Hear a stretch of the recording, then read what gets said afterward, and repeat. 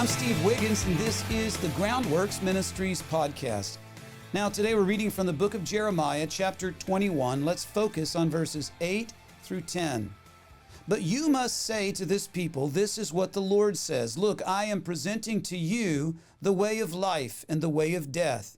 Whoever stays in this city will die by the sword, famine, and plague. But whoever goes out and surrenders to the Chaldeans who are besieging you will live and will retain his life like the spoils of war.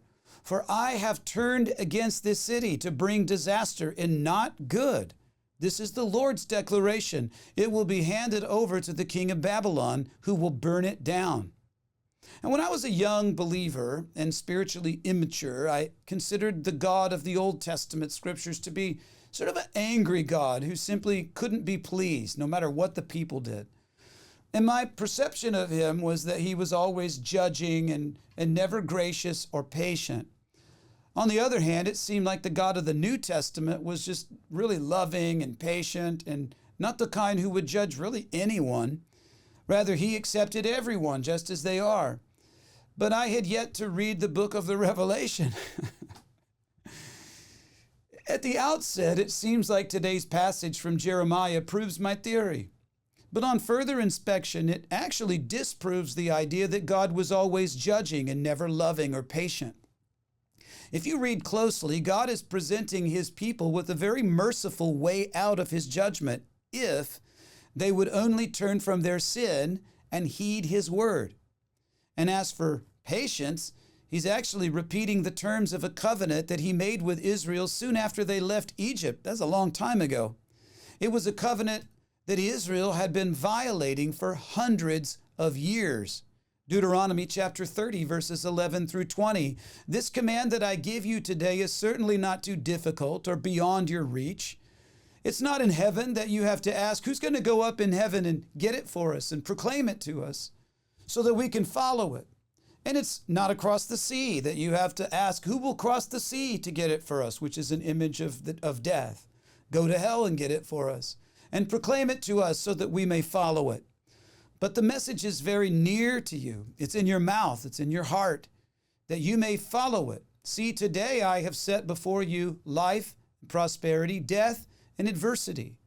For I am commanding you today to love the Lord your God, to walk in his ways, and to keep his commands, statutes, and ordinances, so that you may live and multiply, and the Lord your God may bless you in the land you are entering to possess.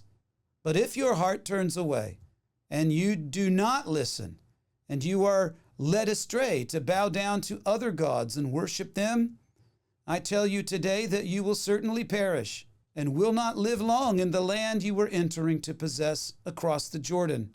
I call heaven and earth as witnesses against you today, that I have set before you life and death, blessing and cursing.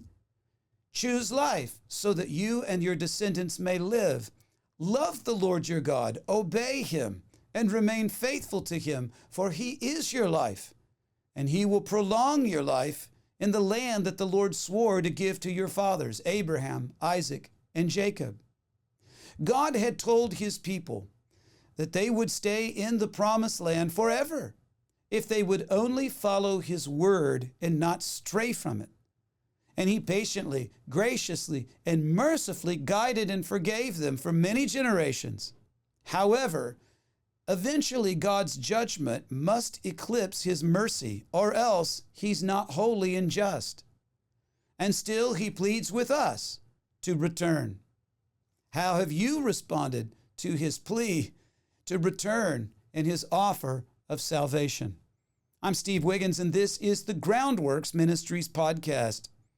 The Groundworks Ministries operates entirely through financial donations from faithful people like you. And yes, we need your monthly support.